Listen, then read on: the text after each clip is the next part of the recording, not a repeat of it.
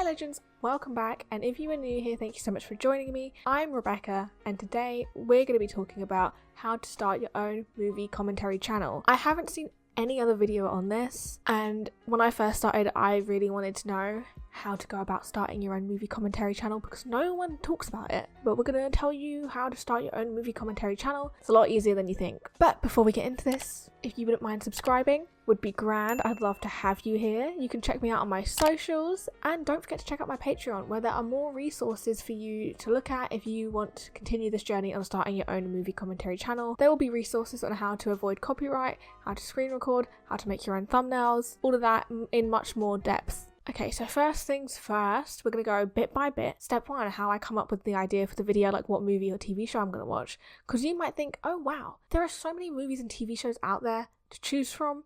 And you would be correct. There are plenty. So many. I'm not complaining, but it can be very overwhelming and daunting when you were first going into this movie commentary space. So how do you choose something that people will care about? Honestly, you can't predict what people will care about to the fullest extent. Like, you're never gonna please everyone. But to try and figure out what movie commentary I should do next, I tend to try and figure out what movies are like trending on Twitter, or I also see what other movie commentaries are being recommended to me on YouTube and what ones are getting really pushed out there and doing great in the algorithm. Recently I covered Puss in Boots: The Last Wish, and anyone who hasn't been under a rock would know that that's been a really big movie recently. And I knew this because there was so much hype about it on social media. I'm very present on Twitter, sadly. But that helped me understand that Puss in Boots really was just blowing up and that people wanted to see other people talk about it. It worked. But sometimes trending topics don't work. For instance, my Last of Us video didn't blow up or anything, didn't do that well for me personally. And I'm fine with that. It's okay. It's all about trial and error really being on YouTube. So instead of trending topics, sometimes you just have to figure out what your audience would want to see from you. So for me, that's anything animated or Disney, which I'm completely fine with. I will talk about Ross Lynch all day, and I think my community knows that. That's why my Teen Beach Movie videos didn't do too bad, because people, and my Austin and Annie ones, people know I like Ross Lynch, and they're ready to see me simp for that man. So it is about understanding your audience. But now, say you're just starting, you don't even have an audience yet, this is your golden time. This is the time you can experiment the most, and you can just throw everything at the wall and see what sticks and what your audience really likes. And it's a really fun time. You have probably like the most motivation ever when you first start a channel to like get that momentum and get your audience. It's a great time. Yes, it can be scary, but I think, honestly, when I look back, I love the beginning. I had like journal entries where I was talking about just hit 157 subscribers and I was so over the moon about it. And that can be you too. Moving on, how I record my videos. We will start with all the equipment I have first. It's quite a bit, but this has been curated over the past 3 years, so you do not need to get all of this straight away. You can just start with your phone. That's it. Just start with your phone, record your screen, you're set. You don't need anything fancy. My first year of my channel, I just had my phone. I didn't have mic, I didn't have anything. I had my phone and me and my laptop. So here's everything I have. I will link everything I've bought down below so it's easy for you to find as well if you want to get the exact same things. I have a Canon G7X. It's what I'm filming on now. It's not the Mark II. I'm not fancy enough for that. Don't have the money for it. I'm just using the good old Canon G7X. I also bought it secondhand. Honestly, there's no shame in buying things secondhand. I buy a lot of my equipment secondhand and it works just as well as it would if you got it firsthand. I love my Canon G7X. Bought it for like £200, a bargain. And I've had that now for what, 4 years, and I love it. Next up I have my ring light. I forgot what it's called. I think it's like from a place called Glamdol. Thing is, I think it's an Irish company because I bought it when I used to live in Ireland. So I don't know if they still deliver outside of Ireland. If they do, great, it will be in the description down below for you to find. Next up I have my MacBook Pro. It's a 2011 MacBook Pro. I got this ages ago. I was very privileged. I got this as a Christmas present when I was a lot younger. And I've had it now for about a decade. It's an old laptop, but it does what it needs to do. Now here comes the bad boys. Thing is though, just want to say, when you first start, you can just use your computer storage unless it's really small. But hard drives. I have loads of hard drives. I have about 6. There's one plugged into my laptop right now, obviously the one I'm using to film this video. I only have one Lizzy hard drive. I would not recommend the Lizzy hard drives that Apple promote to use with their products. My experience has been these are the worst hard drives I've used. I do not like them. I don't recommend them. However, I do love the WD Elements external hard drives. These have yet to fail me. I love them so much. You can buy them in like 500 gigs, 1 terabyte, 2 terabyte.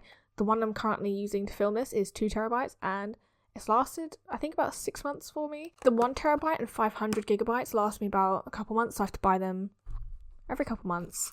But I love them. You're going to need them if you're doing movie commentaries because, girly, those screen recording files take up a lot of space, and so do all of these recordings take up a lot of space. So invest in some hard drives. It will save you a lot of stress down the road. I just also want to say another thing about the Lacey hard drive. One of the reasons why I don't recommend it is because it kept disconnecting from my MacBook. Like, I wouldn't even touch it and it would just disconnect. I'd get the notification saying, oh, hard drive disconnected, you unplugged your hard drive. And it kept doing it. The cable was so weak and all of them would break, and I got a replacement one. Still same issue. It's not worth it. I've never had that with the WD Elements hard drives. Over time as well, you're going to need quite a few batteries and SD cards for filming. You'll just accumulate these as you go. At first, you can literally just start with one battery and one... Actually, no, for movie commentators, I'd recommend you have at least 2-3 batteries when you start. I have 5 at the minute, and I would still want more, especially for the longer movies that I have to do. But also SD cards. At first, all you need is, like, I don't know, 64 gigs, however many gigs you need. And then as you go, you'll start getting more. The biggest one I think I have is like 124 gigs. And that can get about 3-4 movie commentaries on the one. Next up, my mic. I use a Snowball microphone. I've had this for about 2 years now. I do want to upgrade. I'm looking to upgrade. I do love this microphone. It's very easy. It's definitely a very beginner-friendly microphone. It's just plug it in, get Audacity, hit record, you're set to go. The mic stand...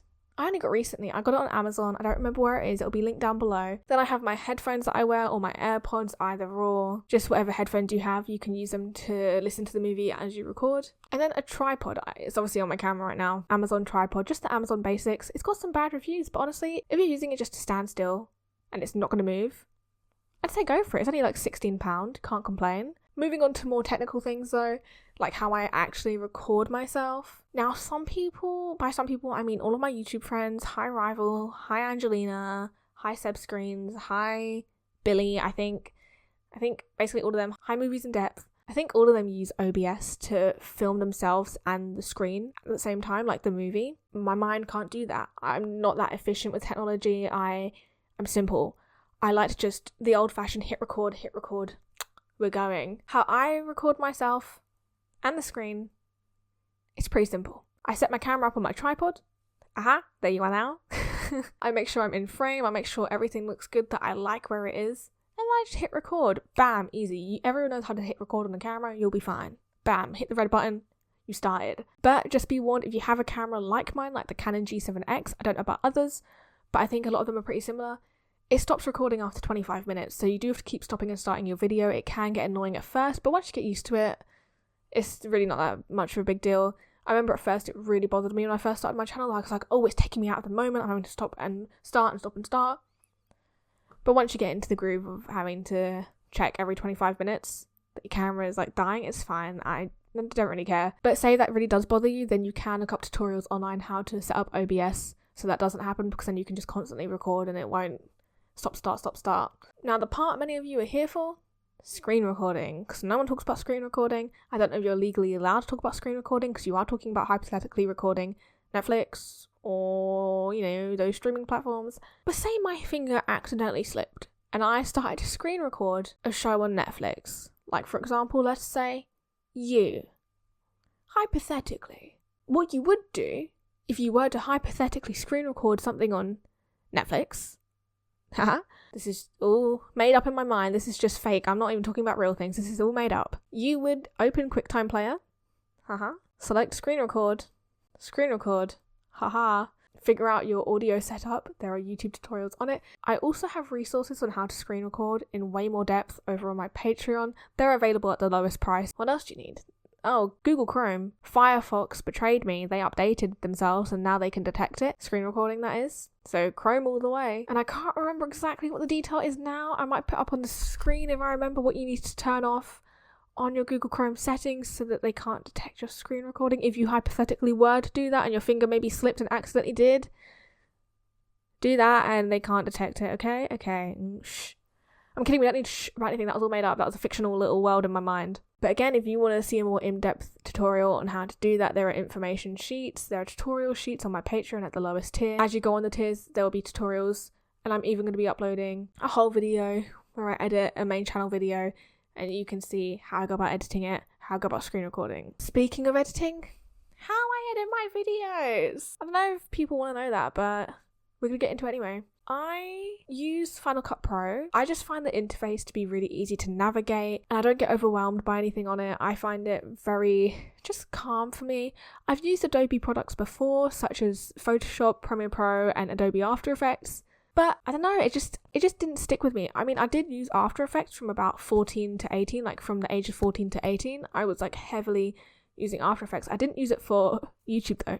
I used it for my fandom edits, which may I say, they were bops. My fandom account went hard. They were like the best fandom edits I ever made. Ooh, they slapped. Like, I'm proud of those edits. I will happily repost them and show you all.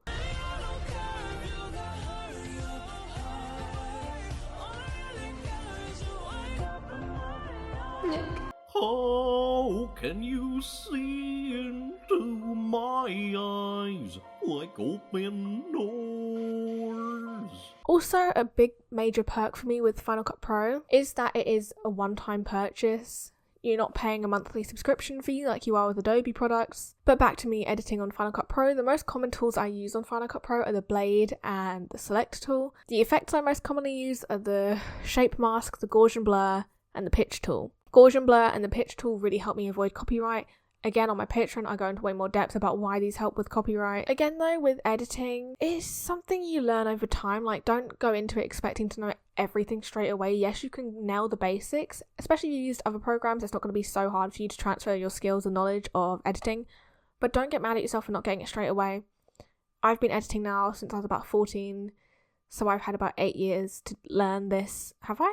Damn, yeah, I've had 8 years of editing, so I can work my way around a lot of programs and, you know, be quite comfortable with it. But be patient with yourself, you will get there. But again, with my editing, I place everything onto my timeline, so that's my footage from my camera, the screen recording, and my audio. I'll line up my footage with my audio and make sure that they're both going at the same time. Like right now, with this audio, this is separate, so it's not connected to my camera. I have to make sure this lines up so that it's not like delayed. It's really easy to match up. All you have to do is like zoom in on your timeline, make sure it lines up with the like spikes of the audio, play it. If it lines up, you'll know, you can hear it. For my commentary, you always see that I'm in a little bubble. For that bubble, I use shape masks. I have my own template which I'll put in my Patreon that you can use and just download it for Final Cut Pro if you don't want to make your own. You can just have mine, I really don't mind. But shape masks aren't hard. You just drag them over onto your clip, drop it. There'll be like a little panel up at the top. You can adjust it to your liking, to the shape you want for your shape mask or your commentary bubble, whatever you want to call it. Just adjust these settings to whatever you prefer. I also added drop shadow to my bubble to give it a bit more oomph, like to give it more three-dimensional feel. I don't like the way it looks when it's just flat without a shadow behind it. I like having shadows. I like the depth of field it gives. Then I just go in and start editing. I mean, it's not that descriptive, but all of my videos take about 3 drafts before it's good to go. The first draft will just be getting everything together, lined up, making sure it all flows smoothly.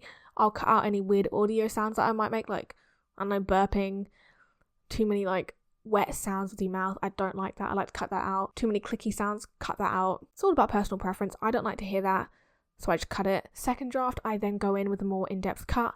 I take out pieces that I don't like, that I'm like, no one cares about what I've said here. Remove that commentary. And then I'll get like the shortened version. So from this 2-hour movie, and I'll be like a 30-minute commentary. In that 30-minute commentary, in that second draft still, I will then add all like the little movements of my shape mask, like the bubble that I'm in. I'll move it up and around like you'll see in my videos. I go from here to here on the screen. Sometimes it goes just to me like with a shape mask around me in a rectangle, and then I'm fading into the distance of the frame or whatever. Those are all things I do in my second round of edits. And then in my third round of edits is when I add like memes, reaction memes, little funny inserts. That's all in the final round, because to me that's like the least important part. A really useful tool to use whilst editing though, that I think is quite overlooked by a lot of people, is the notes that you can put up. You just like tap the N, I think it's the N button on your keyboard, and you can plop a little note down on your timeline. You can type in what you want to say to yourself, because sometimes you'll think of something, especially for me, like I'm like, oh, I could put in a funny meme here.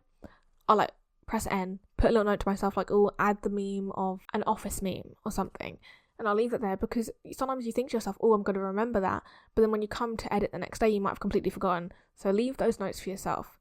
They're there for a reason for you to use them. Now, thumbnails. This is one of my favourite parts of the editing process, or like the YouTube process. I love making thumbnails. I edit all of my thumbnails on my iPad Pro with an Apple Pencil. Again, I bought both of these secondhand. All in all, I paid £400 for the two of them, which is, again, a bargain. This is an iPad Pro. It's from like 2017, I think, or 2016, and it does the job really well. The app I use to make my thumbnails is Procreate. I can't remember if you have to pay for it. I think you do. If so, it wasn't anything too expensive, like it's not going to break the bank. Procreate is really simple to use.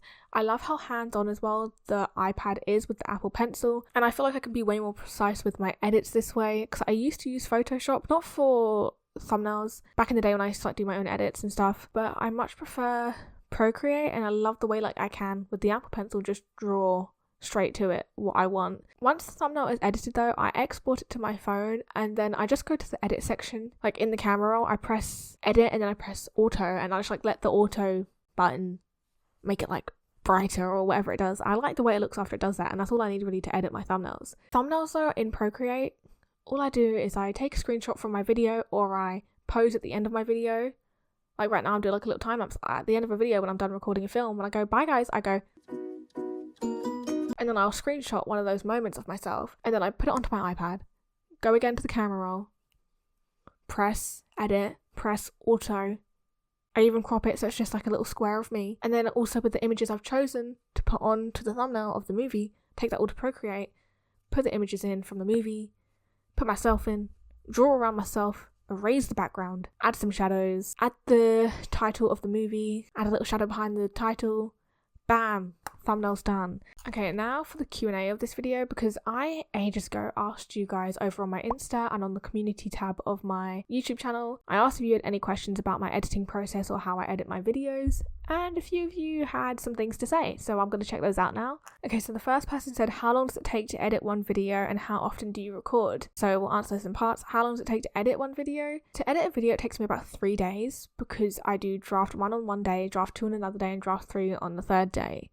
So it's a 3-day editing process. But then if there's copyright issues, that can go from 3 days of work to 5 days of work, because then you have to keep figuring out how to not get your video copyrighted, and you have to keep doing edits and then exporting, and that really takes up a lot of time. How often do I record? I record a video about once a week. In between though, sometimes it'll be twice a week, but it's never more than twice a week. I never record that often. I don't have the mental capacity to record more than that. I'm not in a good mood enough to record more than that. I have to be like happy, I guess, to record, so this question actually really ties into me just saying I have to be happy. It said, what do you do to get into the mood of editing or filming? Like, is there some ritual before, or getting snacks and affirmations? I don't have like a pre-filming ritual. I know Angelina does. Ask her about it. I don't. I literally just touch up my makeup. I just like kind of tell myself in my head, like, you've got to be in the mood, you have to be happy to do this. And then I just kind of sit down and watch the movie. And sometimes the movie will improve my mood. Sometimes it makes me a bit more miserable if it's a bad movie. Fake it till you make it.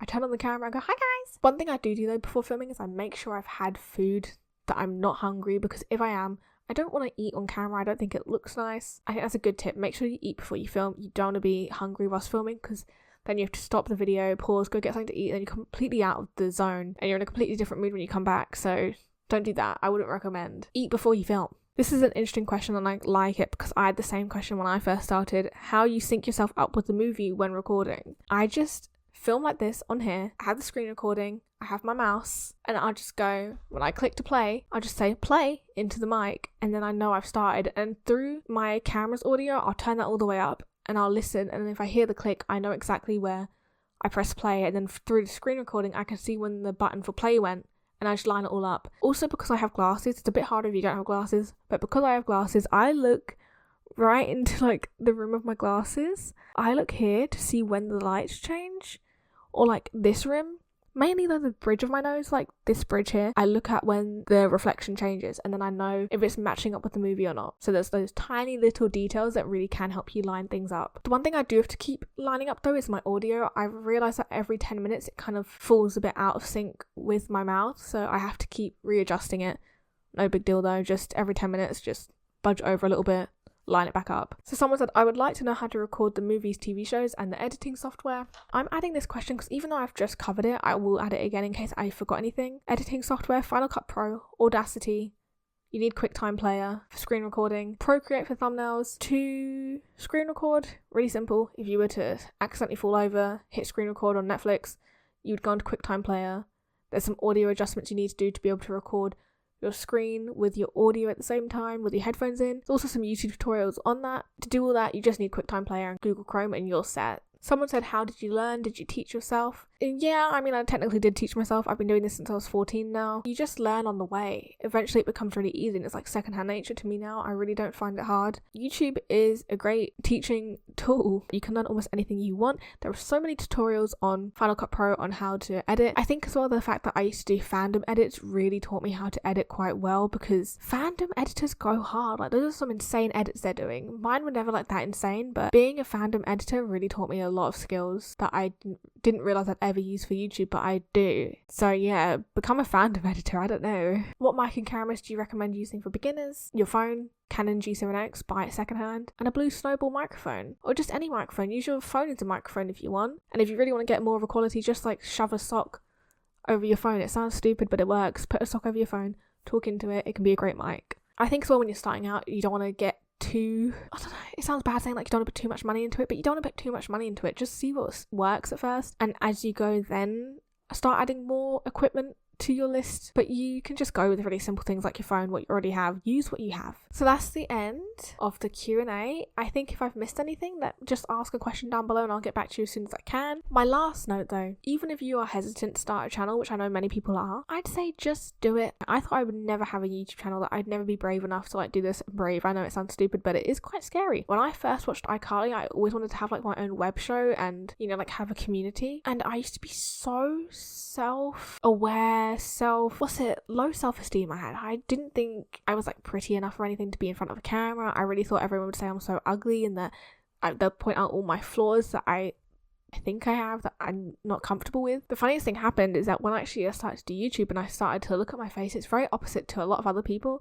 I started to realize, oh, it's not as bad as I thought. Like, you're fine. Also, the least interesting thing about me is the way I look. I think I've got way more to offer than that. So think the same for yourself. This isn't everything. I really say go ahead and start your channel. I met some of the most amazing people from doing this. Just recently, I'm so emo from it, but just recently, I met so many of my YouTube friends, such as Angelina, Movies in Depth, Rival Reacts. I've met him before, but again, more than welcome. I'll meet him anytime. He's a lovely guy. That's the nicest thing I'll ever say about him. I met Billy Binges, I met Seb Screens, I met Lila. I mean, I even met Angelina's editor, Reeze. He was absolutely wonderful and lovely. Everyone on this trip was so lovely. And if I'd never started a YouTube channel, I never would have met these people. I never would have made these new friends. Now I have friends all across the world. And I have you guys too. I have everyone that watches my videos and comments and leaves likes and messages me on Instagram. Yes, I see all your comments on Instagram. And it's so wonderful. Like, you can build this for yourself. I didn't think I'd ever do this. I didn't think I'd ever get more than 100 subscribers, but